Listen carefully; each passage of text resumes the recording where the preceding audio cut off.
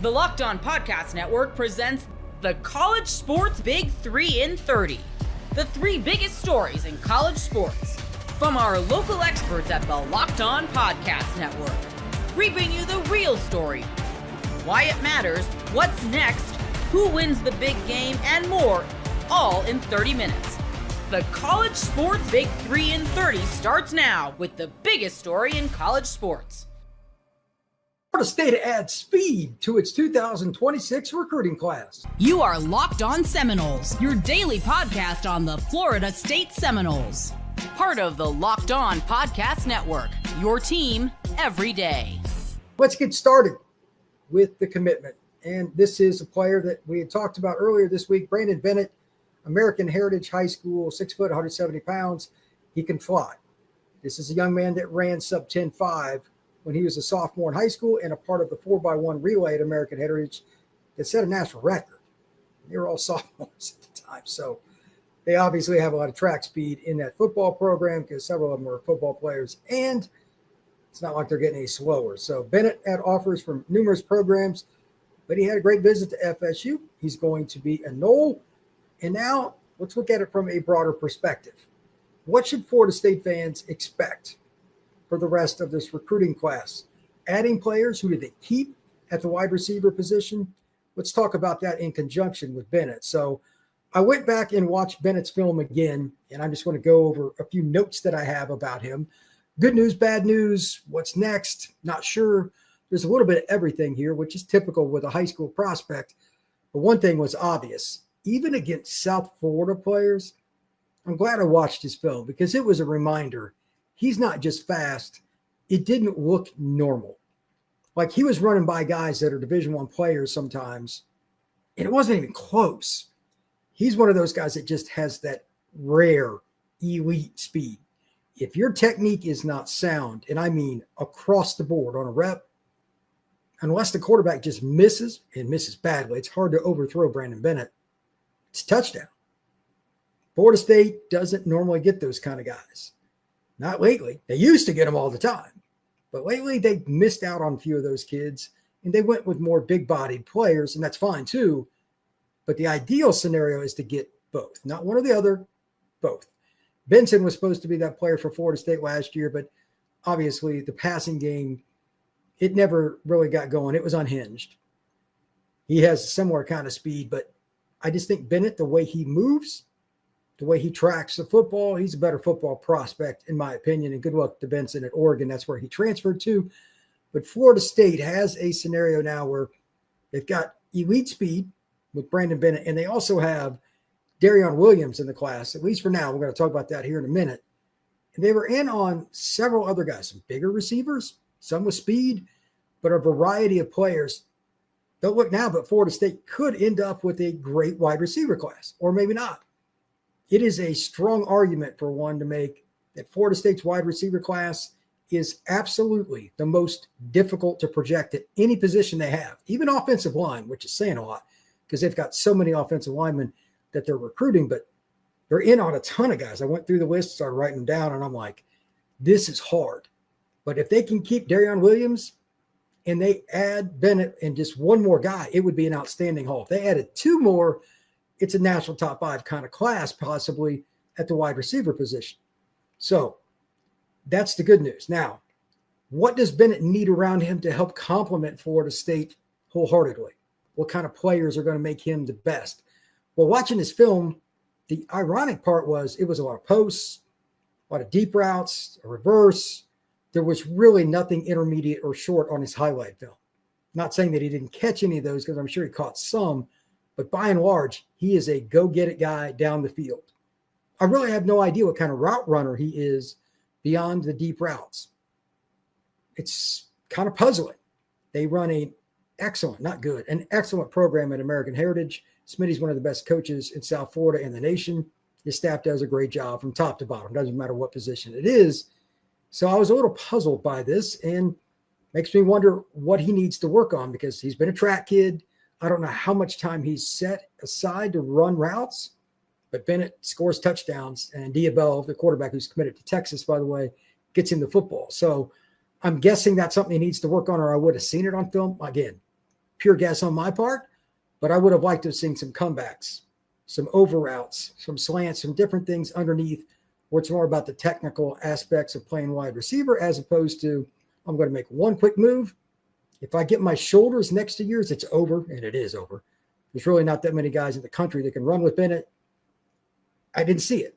So I think he probably needs a year to get developed, but that means an underneath guy, especially another slot receiver or a big body guy that's a true possession receiver, is needed in this class.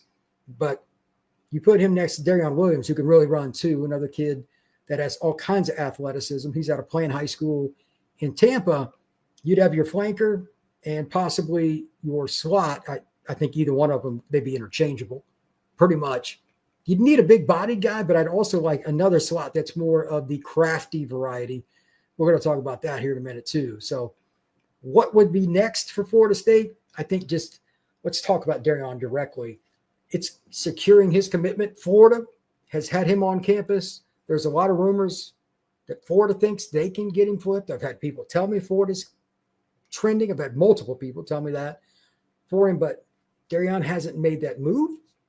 Is it something that Florida State is still right there with him? I don't know, but the Gators have been recruiting Darion for a very, very long time. Maybe this is something that it's almost like a replacement because FSU thinks Darion's going to flip. With flips, it's impossible. The kids aren't going to tell anybody really anything. We'll see what happens, but it's possible.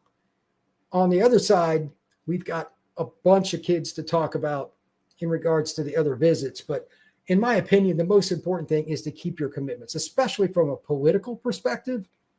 It's not a good look to lose kids to Miami, to Clemson, to Florida. You're probably going to lose one a year just in the nature of recruiting. I don't care how good or bad your program is right now. Kids flip a lot, but you'd really like to not lose one to Florida. But we'll see. Darion Williams is a heck of a player too. So I'd like to see him stick with the Noles and at Bennett. The NBA playoffs are winding down, and FanDuel is giving new customers an incredible way to get in on the action. Right now, when you join FanDuel and place your first $5 bet, you'll get $250 in bonus bets if that first bet wins. FanDuel makes betting easy, whether it's picking your favorite team or diving into player props. From three-pointers to steals to assists, there are so many ways to bet your favorite props. Plus, after the game tips off, you can even combine a live prop bet into a same-game parlay for a chance to win big. You can place that first $5 bet on who you think will win the Super Bowl. How about that? The Buffalo Bills with the shortest odds, plus 700. But if you're looking for better payoff, down the road, can I interest you in the Green Bay Packers at 22-1? Don't miss out. Head to FanDuel.com and claim your $250 in bonus bets today. A top 15 class is still in play. You are Locked On Huskies, your daily podcast on the Washington Huskies, part of the Locked On Podcast Network, your team every day.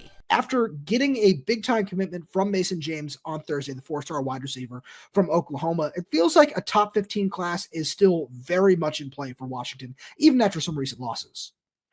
So that was the discussion I remember we were having. I'm not sure if there's a specific discussion, but it was like, who else? Like, okay, if you don't, then who? And I think that was why we've never really been concerned truly about a top 15 class. But again, it's worth always reminding people on the front end of this, the rankings are subjective. Like there is talent, but when a kid jumps 80 spots or falls 60 spots and nothing happened on the field, take that for what it is. But in the most part, when you look at what Washington, the caliber of player that Washington's been targeting in this class, you just look at the guys they brought in for official visits. Jerron Jones, a guy that, trending up for Washington. That's another where no matter who the cherry on top is in this class, T.I.U. McKice is a meat and bones, meat and potatoes part of this class. Whoever you end up getting is that fourth offensive lineman. So you think about all the guys they're in play for, like it's absolutely a top 15 quality class. Just it's almost needs to always have an asterisk of like, which site. So, and no, that's a good point. When some sites, a quarterback, let's just, hypothetical here, a quarterback decommits from a program, and then all of a sudden, because one school offers, then that quarterback gets a 4th star. Weird how that stuff seems to work out. So yeah, crazy, right? So, but that's not something that happens with Washington, and that's okay, where, that certainly factors into it at the end of the day, which is your point. But I look at this class, and there are so many top tier options that are out there for Washington that they are doing very well with. Like T.I. Umukais and Jaron Jones, 2 of the names that you bring up, are very, very important, where you need to secure those guys in order to get a top 15 class. You need to go add another 4-star wide receiver. You need to go add another big time offensive lineman. I really do believe that Pualaiti Primus would fit that mold as well. We'll talk about him later on as well. But I look at where Washington sits with so many of these guys, and I think that you're in a really, really nice spot. And obviously, there's still a long way to go, and you still need to make sure you close and then hold on to some of these guys. Maybe there is a flip or two down the line, but I just think that this is something where it's very much in play. Like we talked about it today on June 12th, and Washington is sitting at 14th in the 247 Sports composite rankings. And that's a really nice spot to be in, but there's still such a long way to go. And I think that it's very possible. I want to see 1 or 2 more things go right before I would just come out and say, yes, this is going to be a top 15 class. But I really love where Washington sits with so many of these recruits, because we've had a lot of everydayers that are saying, oh, I want to see them close on more on the top end guys. Where is that? Where is that? And I fully believe that's coming. I agree. And also, there may be top end guys that are rated as high 3 stars. I always get a kick out of, again, I'm not going to name names here, but just when you see recruiting insider or anybody post like, hey, we're high 3-star, high, it's like, okay, why is he not a 4-star then? Like, what is the caveat here? And so it's about, and the interesting thing about, because again, I understand the whole top 15 class, but I wanted to kind of get your take on this.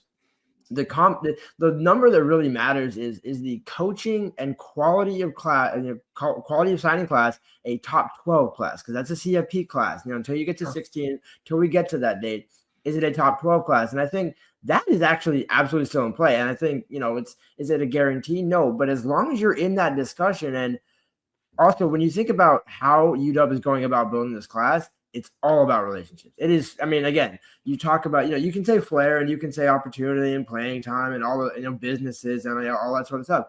This really does seem like a truly, that 22 class at Arizona the Jet had, that was a relationship class. And look what it did.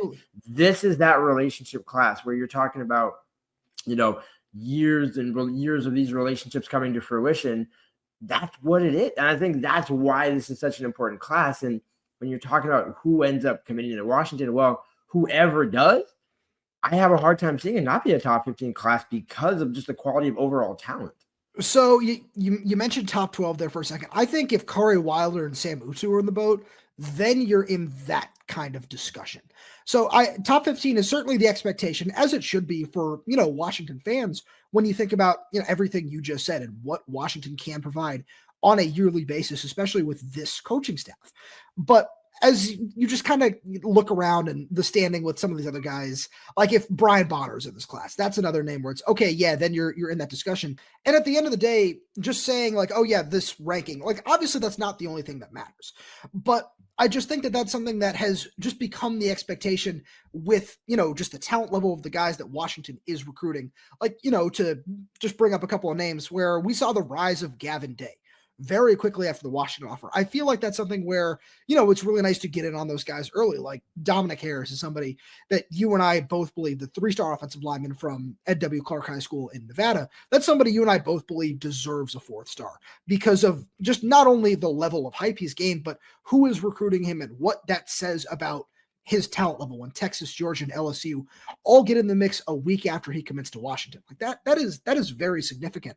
And I think that's something that, when people just kind of look at this and say, oh, well, this guy's a 3-star or this guy's this or this guy's that, those are all things that are very, very important. And Washington has taken several guys, in my opinion, that, just to continue this top 15 theme here, that over the course of their senior seasons could end up rising and just higher in the rankings, whether it's getting an extra star or just continuing to improve in those national ranks, which at the end of the day is just, it really is nothing more than optics, but it's still very positive for Washington to be viewed in that light. Well, it's substantive in the fact that the name that came to mind was Elijah Durr, Mount Tahoma product, cornerback, a guy where, hey, if he has an incredible senior season, maybe he gets a high 3-star, and then all those little things end up bumping you up. But you basically were alluding to it, where you have the coaching, you believe in the coaching, and that's where Jed set the tone last year, where he even said, I'm not sure if it was last fall or last spring, probably spring, when he said, we want this class to be the highest ranked recruiting class, ever in the history of Washington. And then we want next year to be the highest. And it's like, well, and I remember him kind of, I don't know if it was during a press conference, or maybe it was like just afterwards clarifying comment, where it's like, why would I not set that bar? Where it's like, look, what am I going to say? Hey, we want to be, up there in the recruiting rankings. We want to make it look like we're trying, but not actually trying. Well, so it goes back to an interesting point where he went on Softy's radio show the other day. And one of the things he said was like, along the lines of like, fans need to get a little bit uncomfortable, and you need to continue to push forward and strive for more in this world of college football. And it's something like you and I have talked about on the show in terms of something that we think he communicates very, very well and is very good at doing, because that is an important thing in this world of college football. And this is one of those things where if you are able to consistently go out there and compete for the top talent, that is something that will continue to elevate your program year in and year out. And I feel like some fans who might not pay close attention to recruiting, which is okay, like that's not a bad thing. But for some of those fans who might say, oh, like, why is this all of a sudden such a big concern?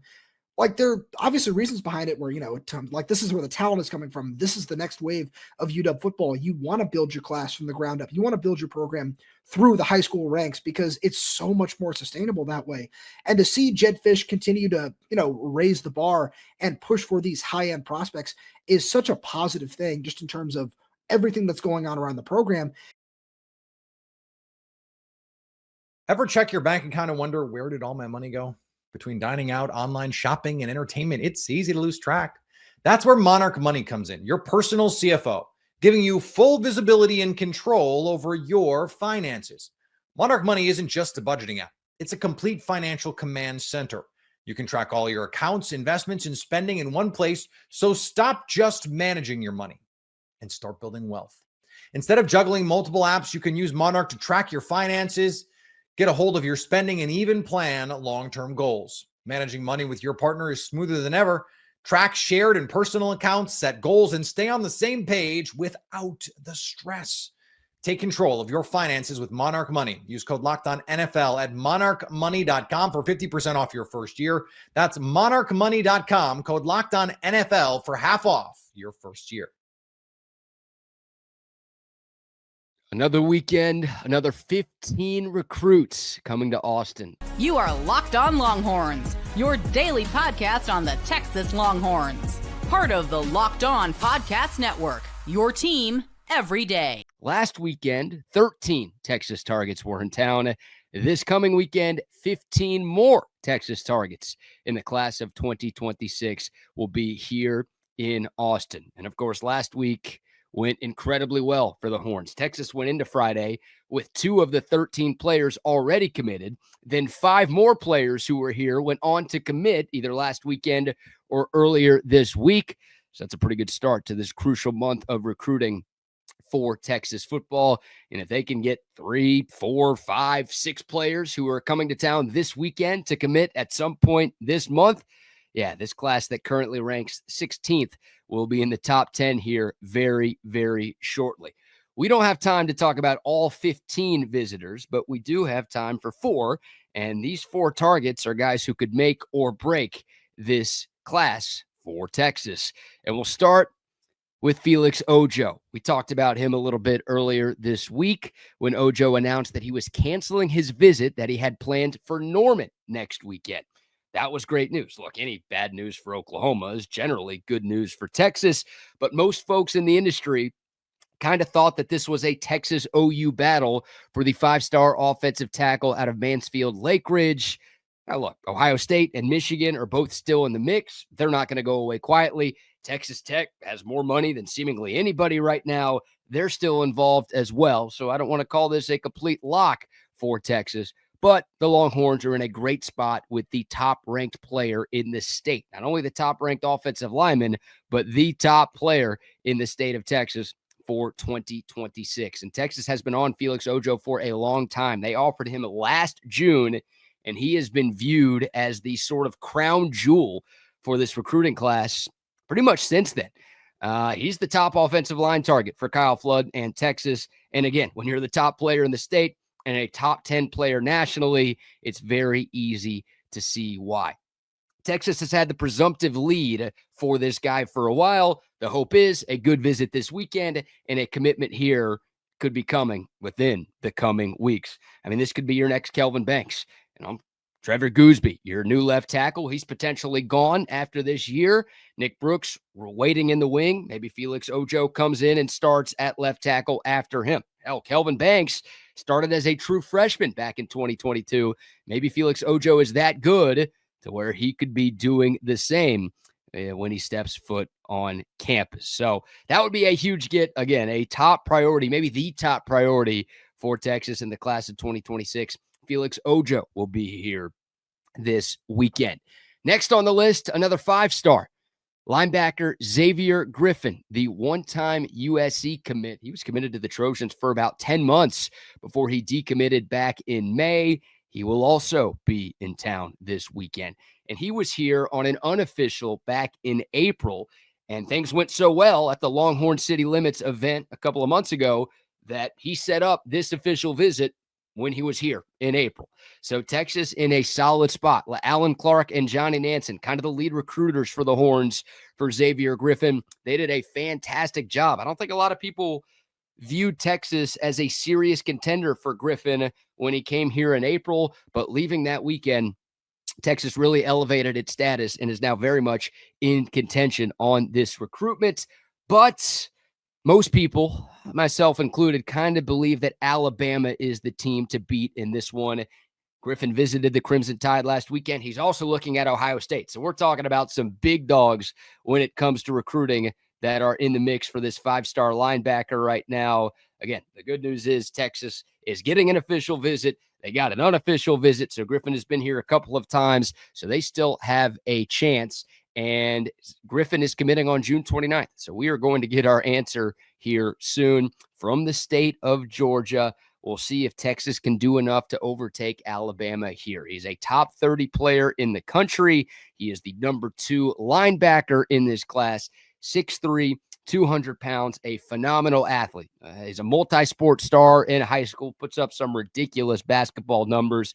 He is a sideline-to-sideline kind of linebacker who can play a couple of different positions. You can line him up off the edge. You can put him as an off-ball backer, and you could really trot him anywhere out on the field, and he is going to make some things happen. So a guy that Texas and a number of other schools across the country are prioritizing very highly, and you turn on the tape and you can see why.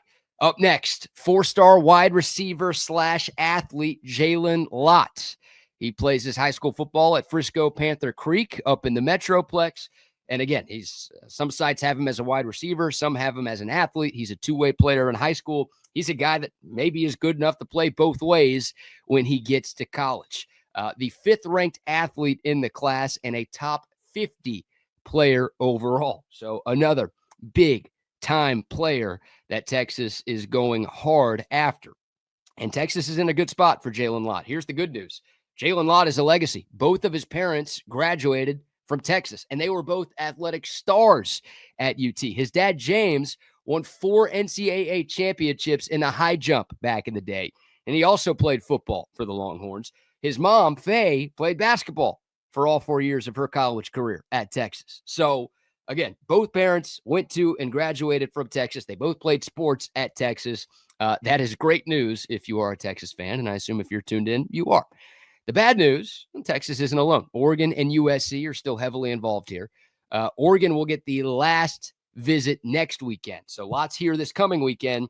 He will be in Eugene next weekend, and then the commitment will be announced on July 4th. So we won't have to wait very much longer for this one either. The other bad, Terry Joseph was kind of the lead recruiter on Jalen Lott for a while. Obviously, Terry Joseph now with the New Orleans Saints, not part of the Texas staff anymore. So, look, Texas has had time to introduce Mark Orve and Dwayne Aquina to Jalen Lott. again, I think Texas is in a good standing here. If you ask me right now where I think Jalen Lott ends up, I would say Austin, Texas, USA, America.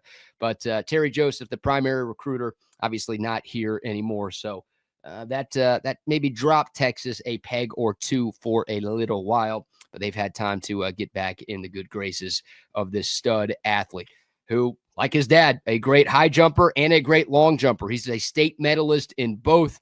Has great ball skills. He's not super fast guy who just runs around and gets open. This guy's a good route runner. He's got great ball skills, and he's got the speed to run away from people as well. Huge pickup if Texas can get him a two-way player, but probably a wide receiver. But again, you're talking about a guy who can play both ways, potentially at a place like Texas. I think that tells you the type of freak athlete that Jalen Lott is. So that's number 3. Last but not least for today's episode, the 4-star defensive lineman Bryce Perry Wright. Texas has been crushing it on the D-line lately. 2 commits in the past week with Dylan Berryman and Corey Wells. Both of those guys are out of state. Guess what? Bryce Perry Wright, out of state from Georgia. He's a 4-star on some sites. He's a 5-star on some sites. He is the 3rd-ranked defensive lineman in the class. He's a top 40 player overall. He's really, really good. I feel like for the sake of being nice, we can call Bryce Perry Wright a 5-star.